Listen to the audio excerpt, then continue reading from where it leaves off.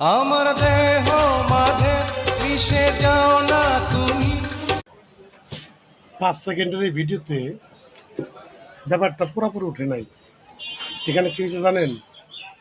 সবাই তো স্বামীরে জড়ায় ধরে, এই লোকটা আবার স্বামীরে পায়ে হাত দিয়ে সালাম করছে।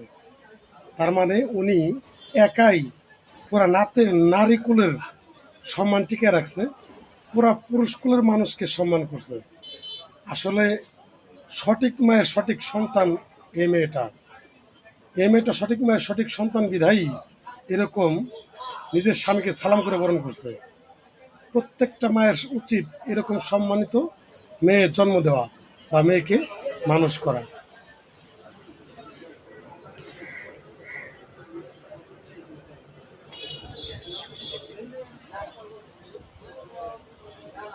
কে আর কুমুরি।